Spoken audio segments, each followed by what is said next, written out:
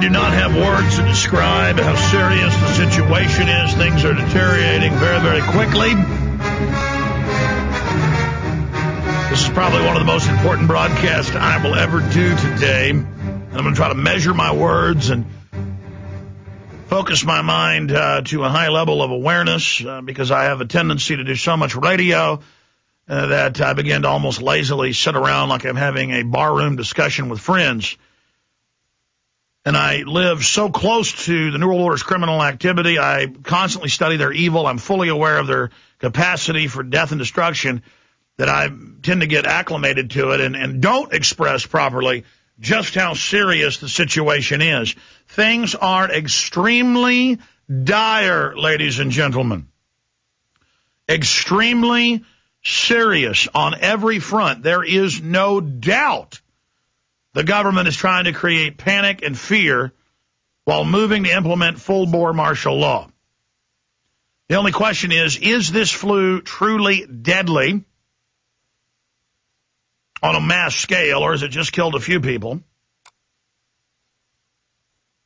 Or are they just using this for pure hype? I have no doubt this was a bioweapon. There are scientists all over the world in mainstream news saying it clearly has the markers of a bioweapon. The question is, who produced it? Dr. Horowitz thinks he knows who. I can't say he has proof of that, total proof of that, but he has a right to what he's saying. We respect him. But regardless, we have globalists that have been caught launching controlled bioweapon attacks many times in the past around the world, ongoing in declassified documents in Africa, Asia, and Latin America. Now, the news I've got is so big, so important, that I almost don't want to just come right out and say it. We do need what you'd call a drum roll to get people's attention so we don't just say this and then it goes off into the ether and people don't realize what's happened or developed.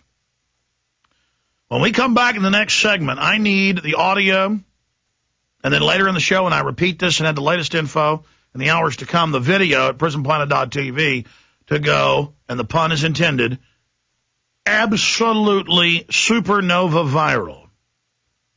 This is the highest level alert for info warriors. Our sites are being savagely hacked with sophisticated denial of service. We have that from our big IT facilities, my two IT guys here. There is no doubt we are getting threats, you name it, coming in here. It is off the charts, and they are very upset about the information we've been putting out in the last few days. Infowars.com, for all intents and purposes, is down. We have to jump it around on different systems and change ports and block and move IPs. We're being attacked, classic DOD attacks out of Japan, where they have the super high-speed connections and that basic CIA DOD command base they've got over there. And it is definitely governmental. When they're done blasting the ports, when we move them, they go ahead and blast the entire facilities, all the servers, all the other systems, in an attempt to get us kicked off or shut down. But we have layers and layers of backup servers in other facilities, but we're trying to deal with it at this facility right now so we don't have to migrate over and then continue to move. But we are under attack right now, ladies and gentlemen. The good news is we're backed up on multiple CDNs, multiple networks, and other systems with the audio, the video. We also piggyback on giant grids like YouTube and Google. That's why we're on those, is because, well, you can't stop the signal, as they say. And frankly, every weapon they form against us only blows up in their face because people then realize we're under governmental attack. No doubt we've seen the signature, the attack profile. That only makes people realize that's a seal of approval, an underlining of our work, a highlighting of what we covered. The most important news we have covered in many years. On the other side of this break, spread the word. Go. All right, listen to me very, very carefully, folks. The establishment cannot have the federal government take over Chrysler and force it into bankruptcy to be handed over to Fiat, owned by a member of the Bilderberg Group. They cannot loot your pension funds, destroy the stock market, leverage tens of trillions of dollars, now $12.8 trillion in 6 months, onto not your children's backs, but onto your backs. Now it's well over $100,000 per person in the nation on top of all the other debt. All being used by offshore banks that have gotten the money to buy up the infrastructure. And so in the last month and a half, I've been saying that I believe they're going to stage a large terror attack or a massive bioweapon release to have a big scare, that they could say that a foreign enemy launched the attack. But then people would demand they find the enemy in the caves, and then that becomes embarrassing, so they just say it's naturally occurring. And I have said on record over and over and over again that I believe that they would play a bioweapon release card, or they would claim that it was a natural occurrence. That is what I saw in the tea leaves, as they say. Because I saw them engaged in the preparatory phase of fear-mongering, reintroducing the old anthrax story, tying up loose ends, grabbing that doctor and killing him in a medical facility, and then claiming he committed suicide, blaming the anthrax on him, saying it was cooked up in a bathtub when they've admitted that it was weaponized and they made it, the government.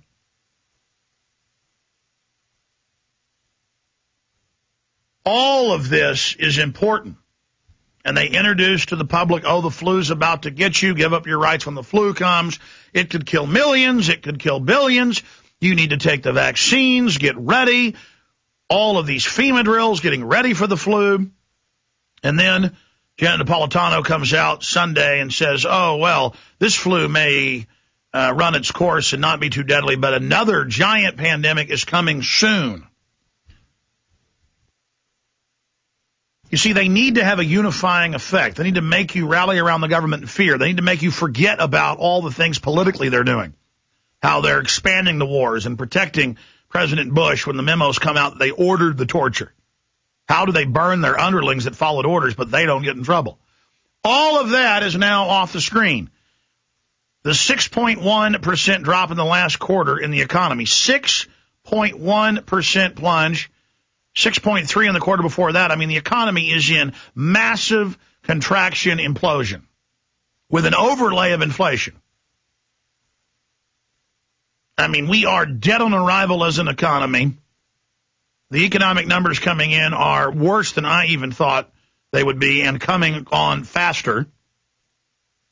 And in the middle of this, we discover, now here's the latest news, we discover that March 18th, the Mexican government had identified this flu and knew that it was very fast spreading, that it had a much higher infection rate. Most people that come in contact with flu, it's 10 to 15% that contract it, and then a smaller percentage of those actually get ill. That is, you're carrying it, it's dividing in your body, but your body beats it before it divides to a level to cause you to become ill and show symptoms. This thing is designer. That's what scientists all over the world are saying. I've got a bunch of news on that. We're going to be covering it. Later in the show, Wayne Madsen, formerly with the National Security Agency, security consultant and reporter on Black Ops, reporting from Capitol Hill. Wayne Madsen will be joining us in the last hour today. Powerful report he did on Russia Today. That is coming up in about 20 minutes. I'm going to play. I was on Russia Today myself. But about Obama's first 100 days. We're going to get that up on Infowars.com for you, by the way, as soon as Kurt can get into the server. The site's been up and down via the hacks. Confirmed hacks, no doubt. We've got the IT center in there saying it's the worst hack they've ever seen. Just unbelievable. Dr. Sherry Tenpenny joins us in 25 minutes. She was in Mexico. She's now back in the U.S. Give us a report on that. She's gone from thinking it was no big deal Monday to the last time we had her on saying it looks like this is just absolutely horrible what's happening. And I haven't gotten to the big news yet. I'm just building up to it. And Lindsey Williams is going to join us on the economy and the bird flu coming up in 2 hours. I am going to be doing a simulcast on international press TV all over the Arab world and Africa. They wanted me to go downtown to be on satellite feed, and I told them I just wouldn't do it, so they're going to do a phone interview tied in with a simulcast with the radio. But I'm going to let them, for the 25 minutes I'm on, run the show because it gets too confusing to do it. Kind of like when I was on with Tom Hartman with Air America a week or two ago. I just let him be in control of it because you can't have two chiefs over one group of Indians. You can't have two chefs cooking the same bowl of porridge.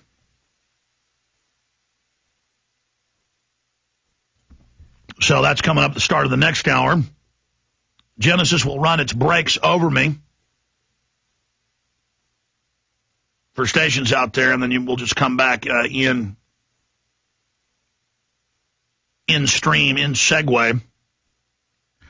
So that's what's coming up today. Wayne Madsen, Lindsey Williams, Dr. Sherry Tenpenny, and a simulcast with International Iranian Television. I was on, again, Russian yesterday. Now, Russian English transmissions. Russian TV, Indonesian TV, Chinese TV, television everywhere. Scientists everywhere are reporting. Scientists here in this country are reporting this is absolutely designer, no doubt.